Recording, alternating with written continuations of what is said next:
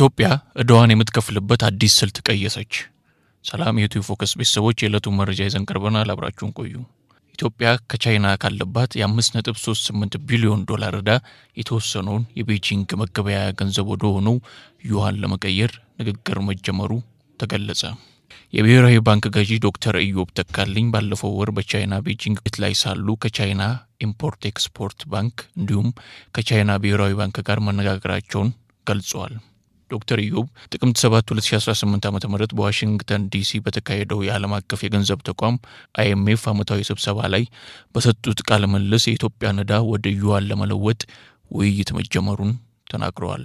ዶክተር ኢዮብ ቻይና እጅግ ጠቃሚ አጋራችን ናት፣ የንግድና ኢንቨስትመንት መጠናችን ጨምሯል፣ ስለዚህም የተወሰነ የመገበያያ ገንዘብ ለውጥ ከረንሲ ስዋፕ ማድረጉ ትርጉም ይሰጣል ማለታቸውን ብሉምበርግ ዘግቧል።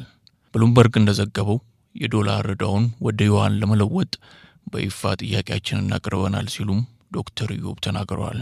ዶክተር ኢዮብ ከኢትዮጵያ ብድር ውስጥ ምን ያህሉ ወደ ዩዋን እንደሚለወጥ በግልጽ ባይናገሩም በዚህ መንገድ ገንዘብ ማትረፍ ይቻላል፣ ገና ጅማሩ ላይ ያለ ጉዳይ ቢሆንም እጅግ በጣም በጉጉት የምንጠብቀው ነው ብለዋል።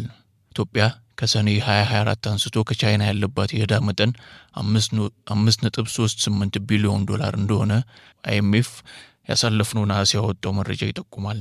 የ15 ቢሊዮን ዶላር ዕዳ ሽግሽግን በተመለከተ ከአበዳሪዎቿ ጋር ድርድር ስታደርግ ቆይታለች።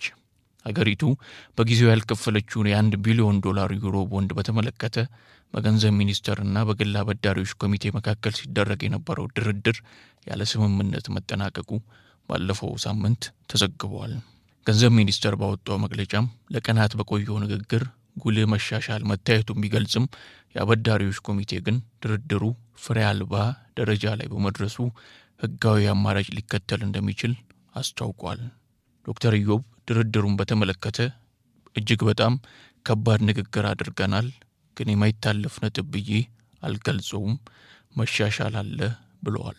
6.25 በመቶ ዓመታዊ ወለድ ከሚከፈልበት በ10 ዓመት ውስጥ ሙሉ በሙሉ የሚመለስ የ1 ቢሊዮን ብር ቦንድ ለሽያጭ ያቀረበችው በ2007 ዓ.ም ነበር። መንግስት በዓመት 2 ጊዜ በሐምሌና ታህሳስ ወራት እንዲከፍል የሚጠበቅበትን ወለድ እስከ 2015 ዓ.ም ድረስ ሲፈጽም የቆየ ቢሆንም ከታህሳስ 2016 ዓ.ም አንስቶ ይህንን ግዴታውን አልተወጣም። በተጨማሪም ቦንዱ በታህሳስ 2017 ዓ.ም ሙሉ በሙሉ መመለስ የነበረበት ቢሆንም ይህም አልተፈጸመም።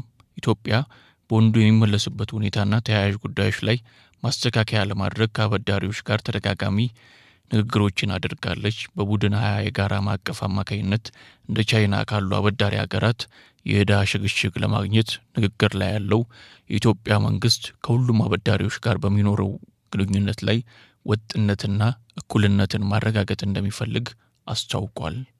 የኢትዮጵያ መንግስት ለቦንድ አበዳሪዎቹ መከፈል የነበረበትን ወለድ ለማዘግየት የወሰነው ይህን ውል በመደበኛ አካሄድ ማስቀጠል እፎይታ እንዲሰጡት ከጠየቃቸው ሌሎች የውጭ አበዳሪዎች ጋር የሚደረገውን ውይይት አደጋ ላይ ጥለዋል በሚል ነው። የብሔራዊ ባንክ ገዢው እንዳሉት ኢትዮጵያ እንደ ቻይናው ኤግዚም ባንክ ካሉ አበዳሪዎች ጋር በዚህ ዓመት መጨረሻ የሁለትዮሽ ስምምነት ላይ የምትደርስ ሲሆን የስምምነት ረቂቅ የተላከላቸው አበዳሪዎችም አሉ። እንደ ባንኮችን ካሉ የግል አበዳሪዎች ነን ቦንድ ኮሜርሻል ክሬዲተርስ ጋር እንዲደርስም የሚጠበቀውን የሁለትዮሽ ስምምነት ደግሞ እስከ መጋቢት ባለው ጊዜ ውስጥ ለማጠናቀቅ እቅድ መያዙን ዶክተር ኢዮብ ገልጸዋል። ከዚህ ቀደም ኬንያ ከቻይና ያለባትን ዕዳ ወደ ዩዋን ለመለወጥ ስምምነት ላይ መደረሱ ይታወሳል።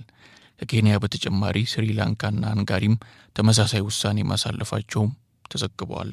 ኬንያ የዶላር ዕዳዋን ወደ ዩዋን በመለወጥ 215 ሚሊዮን ዶላር እንደምታተርፍ የአገሪቱ መንግስት አስታውቋል። የቻይና መንግስት የአገሪቱ መገበያያ ገንዘብ የሆነውን ዩዋን በዓለም አቀፍ ገበያ ጠንካራ መገበያያ እንዲሆን የሚያደርገውን እንቅስቃሴ አጠናክሯል። ኢትዮጵያ፣ ቻይና፣ ሩሲያ፣ ህንድና ደቡብ አፍሪካን ጨምሮ 10 አባል ሀገራት ያሉት ብሪክስ ዶላር በዓለም አቀፍ ገበያ ያለውን ዋጋ ለመገዳደር ዶላራይዜሽን ውይይቶች ሲያደርጉ ቆይተዋል።